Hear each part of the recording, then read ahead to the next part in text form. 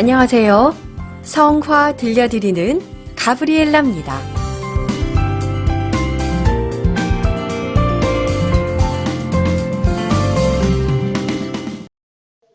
우리는 지난 제 수요일부터 사순 시기를 지내고 있습니다.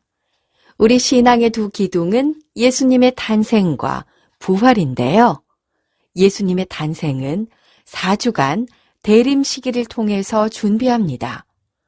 세상의 주인께서 오심을 묵상하고 깨어 기다릴 것을 교회는 대림 시기를 통해서 권고하지요.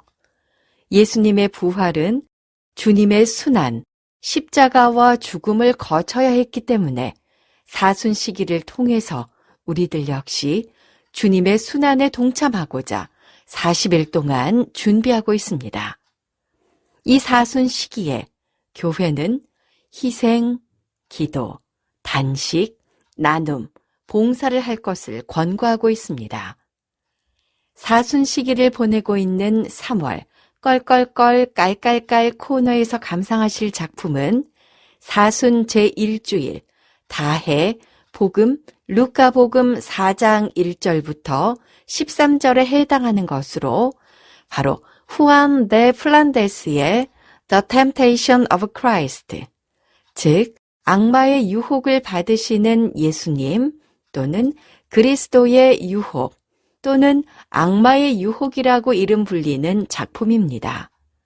후안 데 플란데스는 벨기에 플랑드르 지역 출신으로 스페인을 주 무대로 활동한 작가인데요. 부터치의 정교함으로 세밀화를 주로 그렸는가 하면 맑은 하늘을 표현하기 위해 하늘색을 많이 사용하기도 했습니다. 플란데스는 이사벨 여왕 시대에 그리스도의 생애에 관한 제대 그림 등을 그렸는데요. 그의 작품은 오늘날 스페인의 프라도 미술관과 미국 뉴욕의 맨해튼 미술관, 미국 워싱턴의 국립미술관 등에 소장돼 있습니다. 그의 화풍은 플랑드르 지역에서 영향받았음을 보여주고 있는데요. 이제 감상하실 작품에서도 빛과 색채의 정교함을 읽을 수 있고 섬세한 터치를 엿볼 수 있습니다. 자, 이제 악마의 유혹을 받으시는 예수님 또는 그리스도의 유혹 또는 광야의 유혹이라고 이름 불리는 작품을 하나씩 살펴볼까요? 이 작품은 광야에서 유혹을 받으신 예수님에 관한 복음 말씀을 그대로 표현하고 있지요. 마테오복음 4장 1절부터 11절, 루카복음 4장 1절부터 13절까지의 성서 말씀을 이 그림을 통해서 더 잘 이해하실 수 있을 겁니다.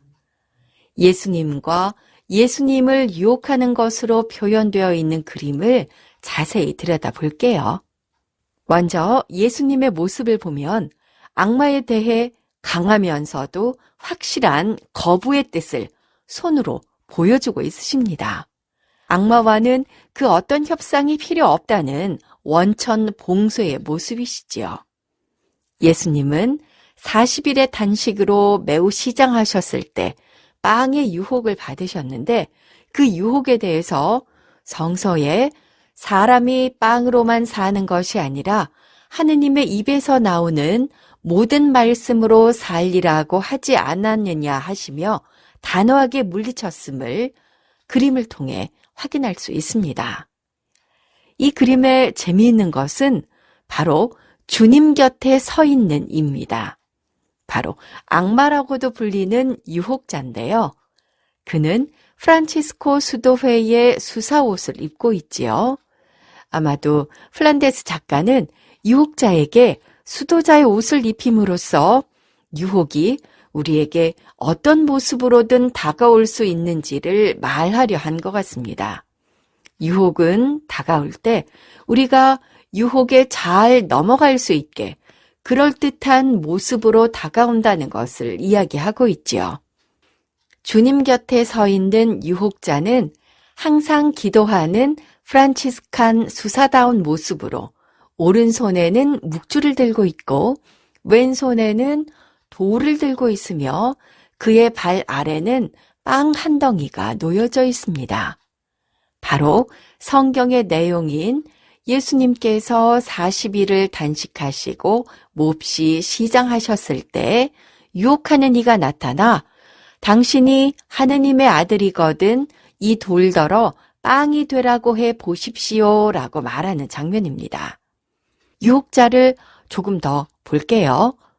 그가 수도복을 입고 있지만 악마라는 사실을 말해주고 있는 몇 가지 요소가 있어요.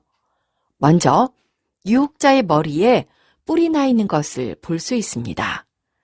여기서 뿔이 그가 악마임을 나타내는 거죠. 그런데 뿔은 힘있는 황소의 뿔처럼 힘과 능력을 갖고 있음을 나타내기도 한답니다.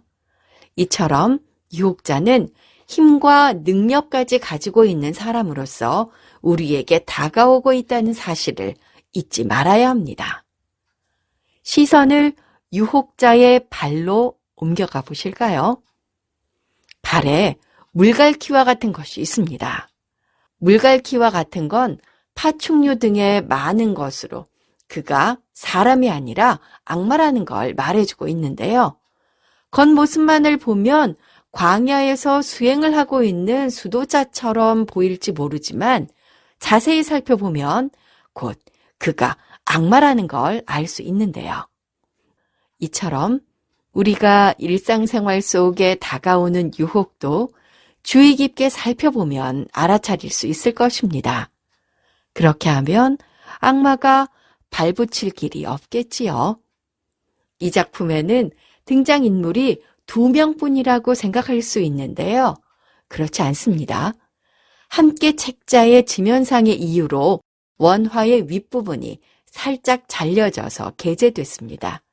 삭제된 부분을 소개해드리면 다음과 같습니다.